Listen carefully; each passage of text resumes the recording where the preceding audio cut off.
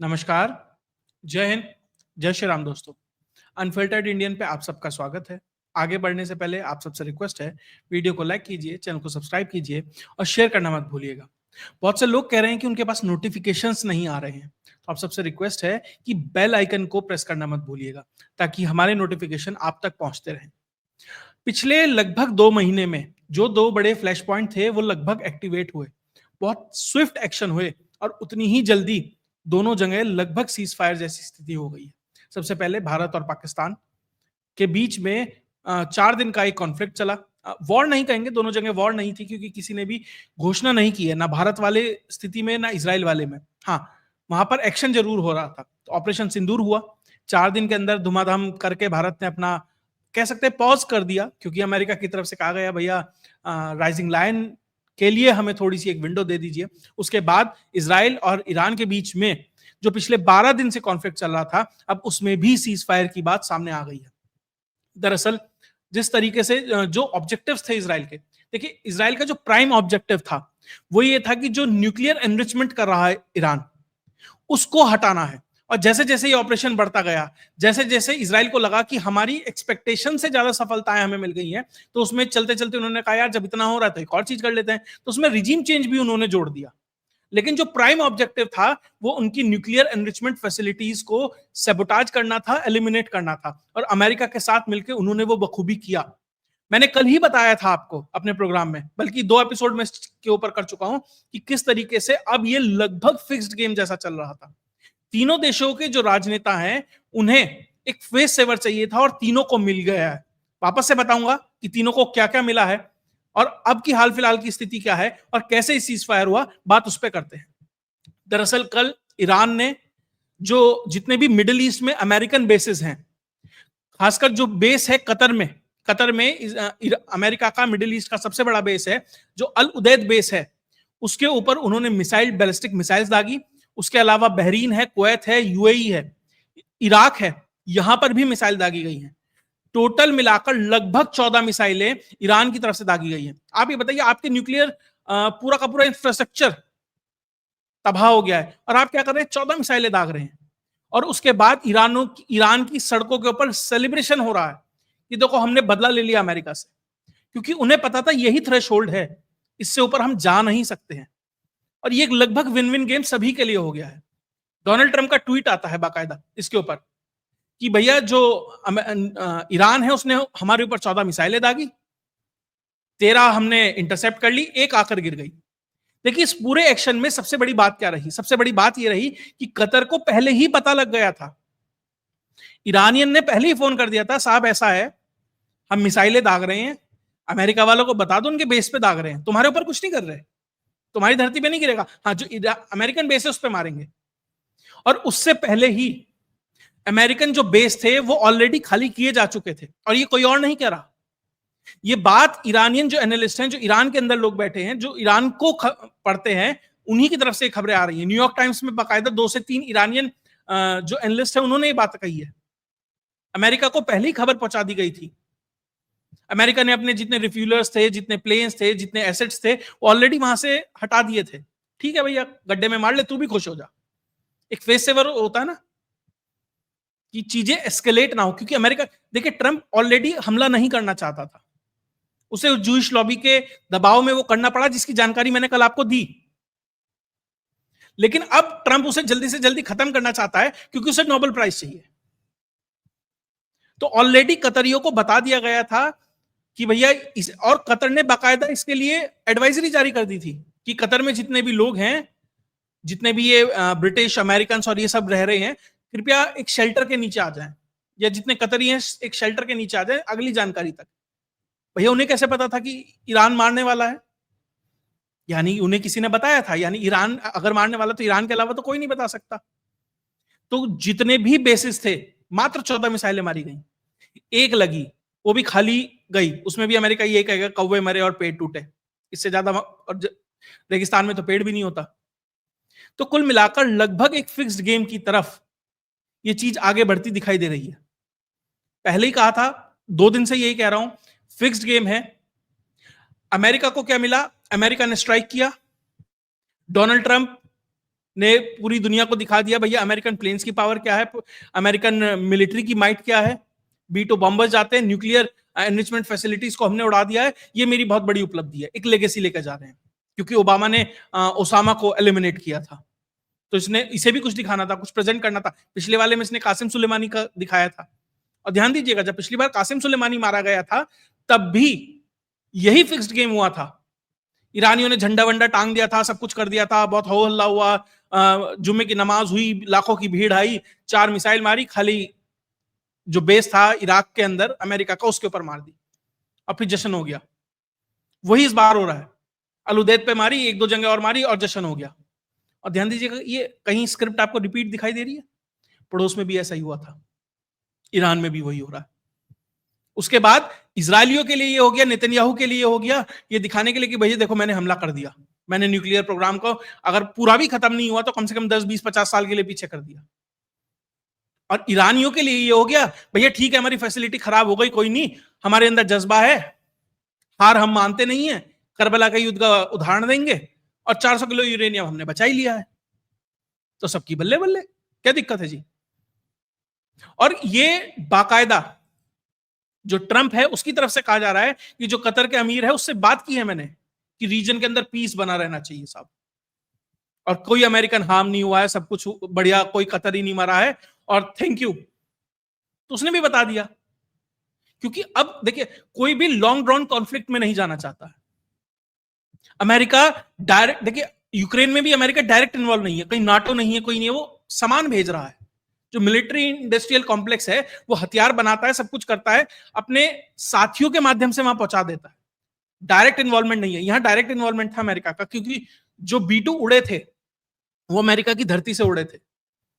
America नहीं चाहता है कि इसमें प्रॉक्सी के तौर मतलब पीछे से कहीं बैकडोर से रशिया चाइना इसे मदद करके इसे लॉन्ग रन कॉन्फ्लिक्ट बना दे। इसराइल भी उसे सस्टेन नहीं कर सकता, क्योंकि उसके पास वो ऑप्शन नहीं है, वो विंडो बहुत छोटी है, वो देश बहुत छोटा है।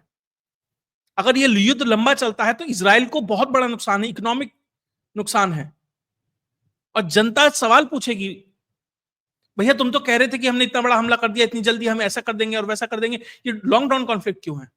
देखिए फिलहाल के लिए सीज फायर है, ये मानकर चलिए, फिलहाल के लिए युद्ध रुक गया है, लेकिन क्या इजरायली ऑपरेशंस भी रुक गए हैं? नहीं, वो चलते रहेंगे, क्योंकि अब जो एन प्रोग्राम था ईरान का वो तो खत्म कर दिया, या कम से कम पीछे, अब रिजीम चेंज की तरफ वो बढ़ेंगे। अब उसके लिए रिजीम चेंज करने के लिए जो स्ट्रक्चर है ईरान का वो बहुत मजबूत है, IRGC है, कुछ फोर्स है, फिर उनकी और दूसरी फोर्स है, फिर सुप्रीम काउंसिल है, और बहुत सारा कुछ है। उन्होंने मल्टी लेयर्ड में जिस तरीके से ईरान को बुना हुआ है, उसको धीरे धीरे धीरे धीरे पेनिट्रेट करना पड़ेगा। अभी एक ऑडियो वायरल हो रही है, उसकी सत्यता की पुष्टि नहीं कर सकते। बाकायदा जो IRGC के लोअर रैंक एंड फाइल्स के अधिकारी हैं, उन्हें मोसाद की तरफ से फोन किया जा रहा है कि भैया देश छोड़ के भाग जाओ, IRGC से बगावत कर दो, परिवार को लेकर जाओ, वरना हम तुम्हें भी वहीं पहुंचाएंगे जहां ये बगेरी वगेरी सब पहुंचे हुए हैं। और जब जाओ तो बाकायदा ऑडियो वीडियो संदेश बना के जाओ कि हम छोड़ के जा रहे हैं, ताकि पैनिक सिचुएशन क्रिएट हो। अब वो इस तरह के साइऑप्स में घुसेंगे, धीरे धीरे उनके कमांडर्स को एलिमिनेट करेंगे, वो अब धीरे धीरे सलामी स्लाइसिंग और उस पेनिट्रेशन की तरफ बढ़ेंगे। स्ट्राइक्स भी होंगी, ये चीजें चलती रहेंगी, लेकिन एक लार्ज स्केल कॉन्फ्रंट वो अब नहीं है, अब उसका स्कोप है वो बहुत कम हो गया है। तो कुल मिलाकर लगभग सीज फायर की तरफ ये बात चली गई है। और डोनाल्ड ट्रंप ने बाकायदा ट्वीट किया कि ईरान और इजराइल दोनों मेरे पास आए, जैसे कहते हैं ना गांव में बड़ा बूढ़ा बैठा होता है कि मैं कराऊंगा जी तुम्हारा फैसला।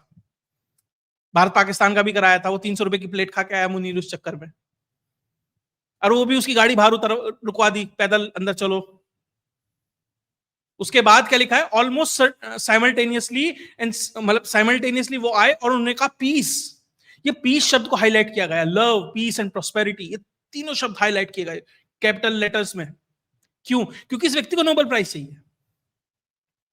नोबेल प्राइज इसलिए चाहिए, पैसा इसने कमाया, नाम इसका हुआ, राजनीति में आया, चुनाव ये जीता, लेकिन एक्सेप्टेबिलिटी नहीं है नोबेल प्राइज के माध्यम से।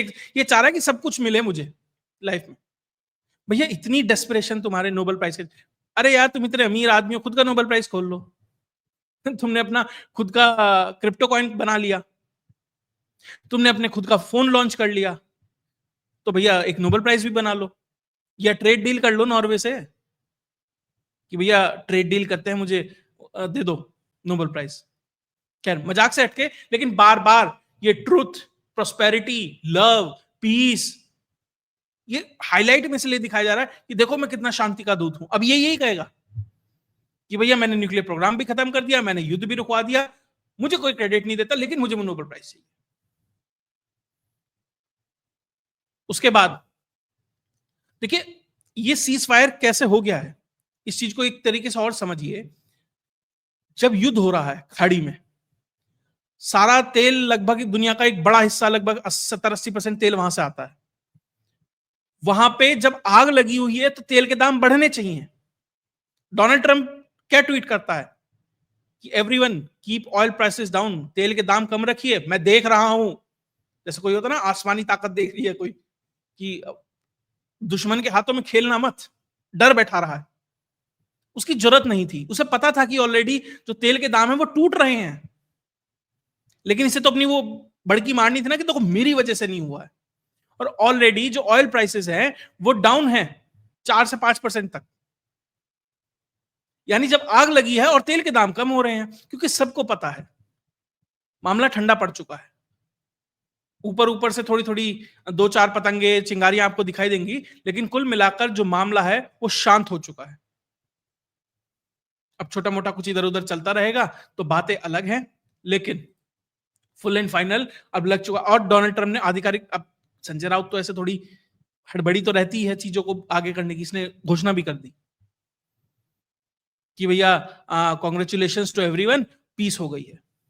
लेकिन जो ईरान का जो फॉरेन मिनिस्टर था उसने साफ साफ कहा ठीक है पीस है, सब कुछ है, ये तब तक माना जाएगा अगर सुबह 4 बजे तक, यानी आज सुबह जो 4 बजे तक था, अगर इजरायली ऑपरेशंस नहीं रुकते हैं, तो अगर रुक जाते हैं तो हम भी रिटेलिएट नहीं करेंगे।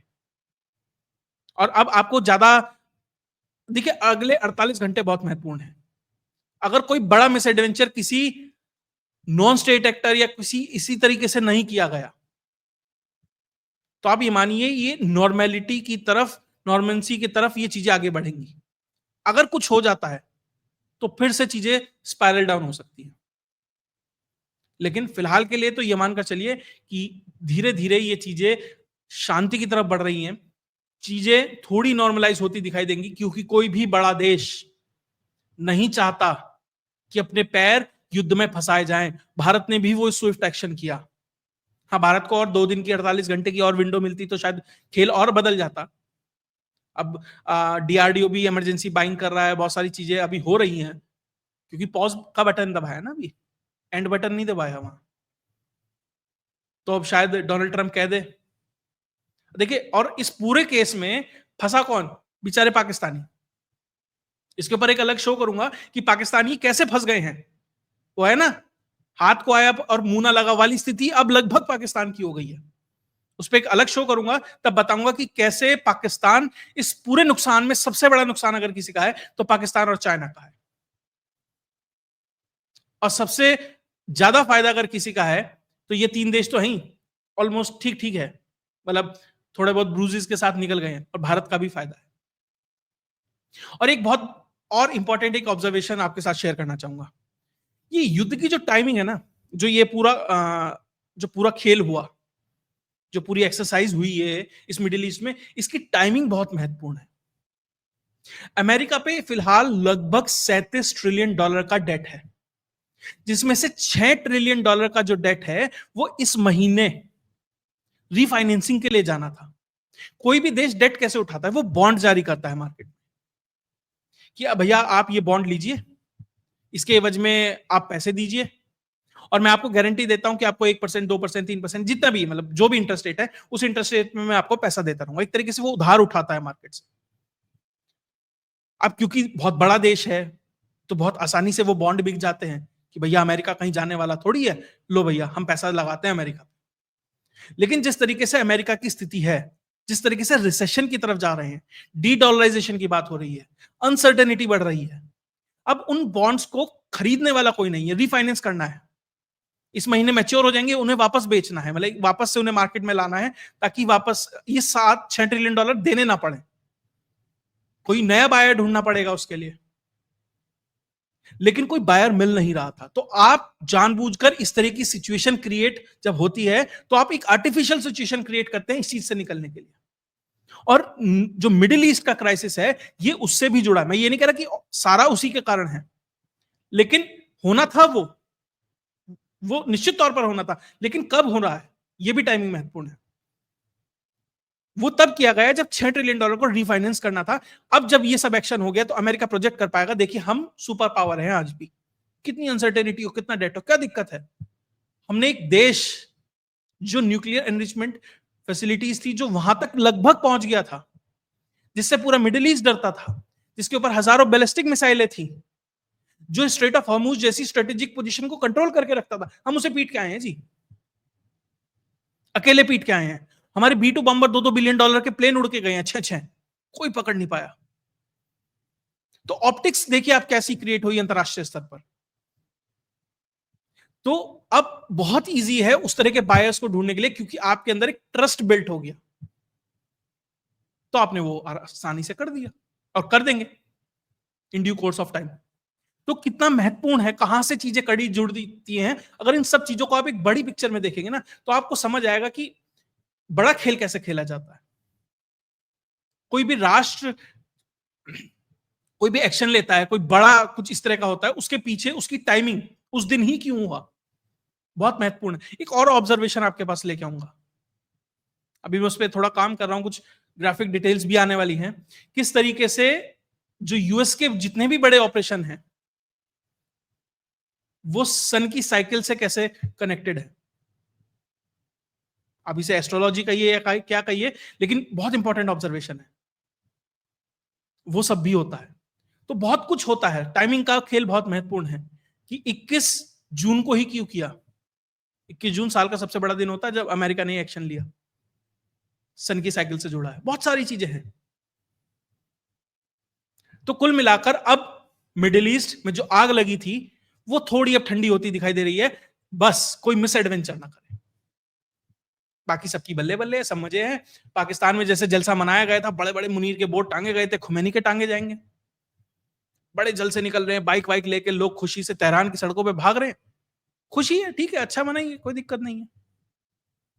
अगर आपको ये लग रहा है कि भैया मुझे 10 मुक्के लगने थे, मैं 2 मुक्के लग के ही मैं बच गया, तो ये इसी में मेरी जीत है, तो मनाओ जीत। तो कुल मिलाकर जितना शांत मिडिल ईस्ट रहेगा, उतना भारत के लिए अच्छा है, क्योंकि भारत को सिर्फ और सिर्फ व्यापार करना है, भारत को सिर्फ और सिर्फ अपनी इकोनॉमी को बड़ा करना है। और अगर मिडिल ईस्ट में आग लगती है, महंगाई बढ़ती है, तेल महंगा होता है, तो भारत की रफ्तार में वो हिंड्रेंस है, और भारत नहीं चाहेगा युद्ध हो, क्योंकि इजराइल भारत का बहुत बड़ा पार्टनर है, बहुत इंपॉर्टेंट पार्टनर है। अगर उसे चोट पहुंचती है, उसे नुकसान पहुंचता है, तो भारत के हितों को भी उस एरिया में नुकसान पहुंचेगा। सिर्फ हाइफा पोर्ट की बात नहीं है, बहुत कुछ है। और पाकिस्तान को बाईपास करने के लिए ईरान की जरूरत है, कहीं ना कहीं ईरान भी अगर बचा रहे तो भी ठीक है। तो कुल मिलाकर चीजें बेहतरी की तरफ बढ़े, यही होना चाहिए, और फिलहाल यही दिख रहा है। बाकी आगे क्या होता है उसके ऊपर भी हमारी नजर रहेगी। अगर आपको वीडियो विश्लेषण अच्छा लगा तो वीडियो को लाइक कीजिए, चैनल को सब्सक्राइब कीजिए और शेयर करना मत भूलिएगा। और साथ ही हमारे दूसरे चैनल शिवम चौधरी ऑफिशियल को भी सब्सक्राइब कर लीजिएगा, क्योंकि फिलहाल थोड़ी कृपा है, तो अभी उस पर शायद वीडियोस थोड़ी कम आ रही है, इस पर ज्यादा आ रही हैं, तो इसीलिए उसको भी सब्सक्राइब करना मत भूलिएगा। जय हिंद, जय भारत।